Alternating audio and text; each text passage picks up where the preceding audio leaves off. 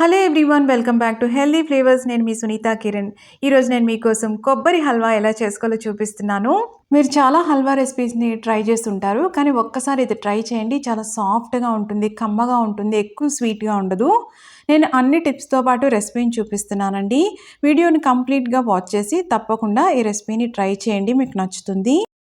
ముందుగా ఒక కొబ్బరికాయని తీసుకున్నానండి. ఆ పల్పు అంటే ఆ కొబ్బరి ఈజీగా రావడానికి ఒక 2 మినిట్స్ ఇలా ఫ్లేమ్ మీద పెట్టుకోండి. 2 మినిట్స్ తర్వాత చల్లగా అయిపోయిన తర్వాత ఆ కొబ్బరి అనేది ఈజీగా వచ్చేస్తుంది. పైన ఇదంతా కూడా పీలర్తో కానీ నైఫ్తో కానీ పీల్ చేసేసుకోండి. బ్రౌన్గా ఉన్నది ఉండొద్దు. ఇప్పుడు చూసారా, మనకి ముక్కలు ఇలా రెడీ అయినాయి. ఇప్పుడు వీటిని చిన్న చిన్న ముక్కలుగా కట్ చేసుకోండి. ఇప్పుడు ఒక ప్యాన్ తీసుకొని ఆ కప్పుతో ఒక పావు వంతు నేను పెసరపప్పు వేసుకున్నాను. ఫ్లేమ్ లోలో పెట్టుకొని డ్రై రోస్ట్ చేసుకోవాలండి.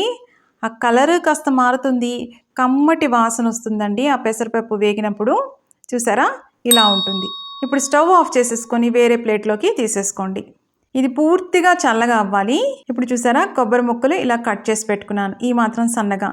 అప్పుడు చక్కగా నలుగుతుందండి మిక్సీలో వేసినప్పుడు. ఈ పక్కన కొన్ని కొబ్బరి ముక్కలు నేను డ్రై ఫ్రూట్స్ దాంట్లో వేయడానికి నేను సన్నగా ముక్కలు తరుక్కొని పెట్టుకున్నాను.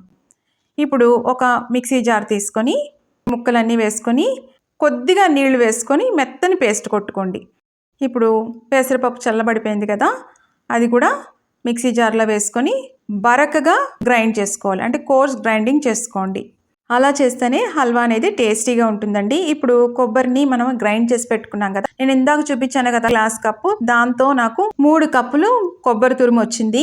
ఒక కప్పు కొబ్బరి తురుముకి 3/4 కప్పు అంటే 3/4 వంతు కప్పు బెల్లం పడుతుంది. బెల్లం కూడా తురిమి పెట్టుకోవాలి. మొత్తంగా 3 కప్పులు కొబ్బరి తురుము కదా, 2/4 కప్పులు బెల్లం తురుము వేసుకున్నాను. ఈ 2 వేసుకొని కాస్త నీళ్లు వేసుకోండి, మెత్తగా పేస్ట్ కొట్టుకోవాలి. ఇప్పుడు ఇందాక పెసరపప్పు కూడా బరగ్గా పెట్టుకున్నాం కదా, అది కూడా వేస్తున్నాం. పావు వంతు కంటే తక్కువ అదే సేమ్ కప్పుతో బియ్యం పిండి వేసుకొని స్పూన్తో కలుపుకోండి. అవసరం పడితే కాస్త నీళ్లు వేసుకుంటూ మెత్తని పేస్ట్ లాగా చేసుకోండి.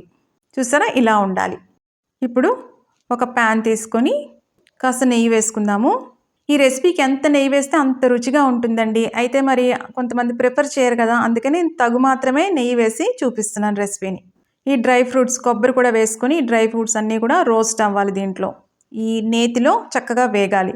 వేగిన తర్వాత ఒక ప్లేట్లోకి తీసేసుకున్నాను. మరి కాస్త నెయ్యి వేసుకోండి.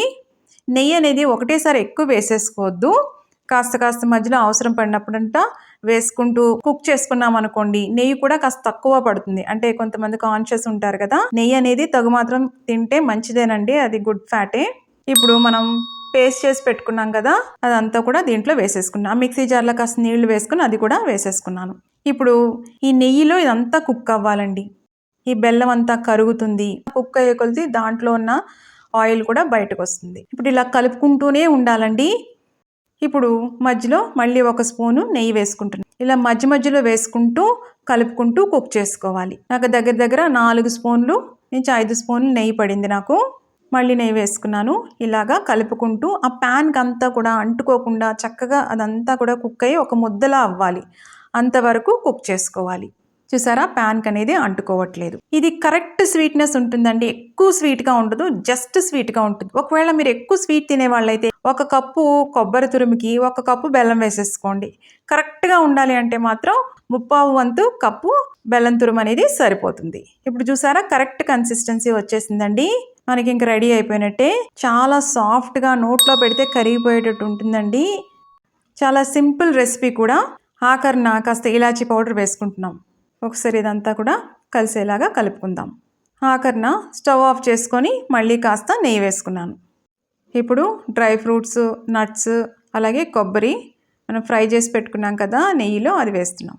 వేసుకొని కలుపుకోవడమే, ఇంకా సర్వ్ చేసేసుకోవడమేనండి.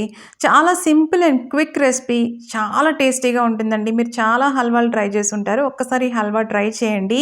ఎలా వచ్చిందో కూడా కమెంట్స్లో పెట్టండి. మీకు గనక ఈ రెసిపీ నచ్చినట్టయితే లైక్ చేయండి, షేర్ చేయండి. ఇలాంటి ఇంట్రెస్టింగ్ రెసిపీస్ కోసం హెల్దీ ఫ్లేవర్స్ ఛానల్ని సబ్స్క్రైబ్ చేసుకొని రెసిపీస్ని తప్పకుండా ట్రై చేయండి. చూసారా ఎంత సాఫ్ట్గా వచ్చిందో. నెయ్యి కూడా ఎక్కువగా ఏమీ పడలేదండి. మళ్ళీ మరొక ఇంట్రెస్టింగ్ రెసిపీతో మిమ్మల్ని కలుస్తాను. అంతవరకు stay healthy, happy. Thank you.